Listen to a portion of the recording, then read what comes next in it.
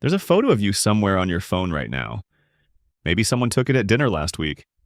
Maybe you tried 3 times in good light and kept the last one. Maybe it's been sitting in your camera roll for days, not deleted, not shared, just there, waiting for a decision you haven't made yet. And the decision never quite comes. Not because you don't like how you look, not entirely, but because something happens when you open that image and consider putting it into the world. Something quiet and quick and hard to explain, even to yourself. A hesitation that isn't quite vanity, a reluctance that isn't quite fear, a feeling that something about the act of posting is slightly wrong, slightly false, in a way you've never been able to fully articulate.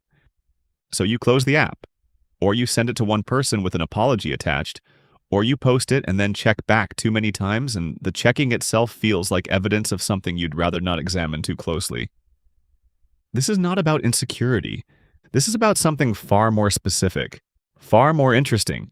This is about what happens when a person who thinks very deeply about the world turns that same depth toward the act of being photographed and finds that the act doesn't survive the scrutiny. A photograph is a claim, a small, silent, permanent claim that says, "This is who I am. This fraction of a second, this expression, this angle of light, this version of my face that existed for one moment and was then captured and held and offered to the world as representative." For most people, that claim is casual. The photo is just a photo. It's a moment, not a manifesto. They post it, people respond, and life moves on without anyone treating the image as a definitive statement about the human being inside it. But highly self-aware people cannot make that claim casually, because they know, in a way that is less thought and more felt, less intellectual and more visceral, that they are not any single image, that they contain contradictions, that the version of them who exists at 8 in the morning is genuinely different from the version who exists at midnight, and that both are real and that a photograph cannot hold both, and that choosing one and posting it as true feels somewhere in the body, like a kind of lie. Not a vanity lie, a precision lie, the lie of simplification, the discomfort of being reduced.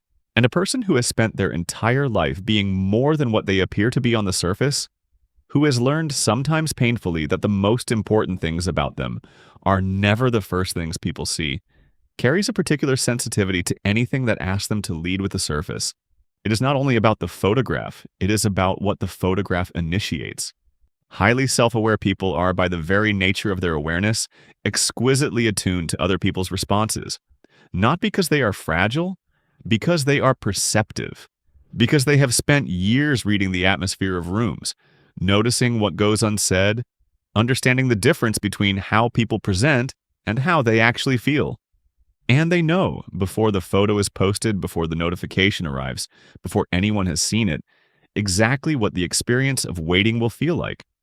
The particular vulnerability of having put something personal into a public space and then existing in the gap between the act and the response. The specific weight of watching who engaged and who didn't. The strange hollowness that arrives when a post performs well but still feels like it was received by strangers rather than understood by anyone who matters. The self-aware person doesn't just post a photograph. They project forward into the entire emotional landscape of everything that follows. And somewhere in that projection, they make a calculation, not consciously, not in words, that the exposure costs more than the return is worth. This is not insecurity performing as discernment. This is a nervous system that has learned from experience what social visibility actually feels like when it lands. And that has developed in response a very precise sensitivity to the difference between being seen and being genuinely known. And then there is the third layer, the deepest one, the one that takes the most courage to name. Highly self-aware people often have a complicated, layered, and genuinely unresolved relationship with being seen. Not because they don't want connection, they want it more than most, but because they've learned, slowly through repeated experience, that surface visibility can actually work against depth of knowing. That when someone sees your photograph before they know you, an impression forms, and that impression becomes a kind of lens through which every subsequent interaction is filtered. You've probably felt this. The experience of meeting someone who has already seen your photos and discovering that there is a version of you living in their mind that you had no hand in creating. A version assembled from light and angle and expression, and whatever mood they were in when they scrolled past. And the quiet, ongoing work of the relationship becoming, partly always, the work of correcting or complicating or transcending that first image. The highly self-aware person would rather skip that, would rather be known in the way that knowing actually happens. Gradually, in conversation, in the accumulated texture of genuine attention paid in both directions. In the specific, irreplaceable way that two people who are actually listening to each other slowly build something that no photograph could initiate. And so, the photograph stays in the camera roll. Not from fear, they tell themselves, from preference, from a principled understanding of how real connection works. And sometimes that is completely true, but sometimes it isn't. Because there is a version of I don't post photos because I understand myself that is genuine. The person who simply has no pull toward external validation, who is not performing their life for an audience and does not need to, who has made a real embodied peace with the fact that their inner world is richer than any image could contain, and who feels no particular anxiety in that truth. That person exists. You might be them. But there is another version. The person who has built a very sophisticated, very convincing, very intellectually sound framework around what is, underneath the framework, a fear.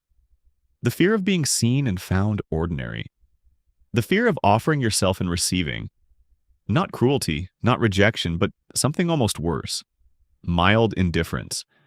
The world continuing at its regular speed, the photo absorbed and scrolled past and forgotten, while you had hoped, without quite admitting it, for something more. The highly self-aware person's greatest risk is not that they are unaware. It is that their awareness is selectively applied, that they turn it on everything except the most uncomfortable corners of themselves, that they use the language of depth and complexity and philosophical reservation to avoid looking at something simpler and more human and more vulnerable. The self-awareness that says, I am too layered to be reduced to an image can be absolutely real, and it can also be armor. Polished, articulate, convincing armor, but armor nonetheless. So here's the question. Not whether you should post more photographs, not whether social media is good or bad, or what the research says about validation-seeking behavior. The question is this. When the moment arises, when you have the photo and the option is in front of you, what moves through you? Is it a quiet, settled absence of interest? The kind that doesn't need to defend itself or explain itself or check back afterward to see if it made the right call? The kind that simply doesn't pull? Or is it something faster? Something that resolves itself into relief when the moment passes. And relief, as you probably know, is never the feeling of something you genuinely didn't want. Relief is the feeling of something you were afraid of, that you have now successfully avoided. Only you know which one it is. And the knowing matters. Not because one is right and one is wrong, but because a choice made from clarity is a different thing entirely than a reflex dressed up as a philosophy. Self-awareness is the rarest and most valuable thing a person can develop. It is also in the wrong hands, and sometimes those hands are your own, the most sophisticated avoidance mechanism that exists. The question is never whether you are self-aware. You are. The question is whether you are turning that awareness toward yourself as honestly as you turn it toward everything else. Because the most self-aware thing you can do is not to explain your reluctance beautifully. It is to look at it clearly, to ask what it is made of, to hold it up to the same quality of attention you give to every other complex thing in your life, and to let the answer be whatever the answer actually is, not the answer that protects you. The real one. You have a photo somewhere on your phone right now. Whatever you do with it is yours to decide. Completely. But before you decide, or before you let the decision make itself the way it usually does, consider giving it one honest moment, not to judge it, just to see it. Because for someone as genuinely perceptive as you are, one honest moment is usually enough. Now, if this video found something you've been carrying quietly, you are not alone. The relationship between self-awareness and visibility is one of the most unspoken tensions in the lives of people who think deeply,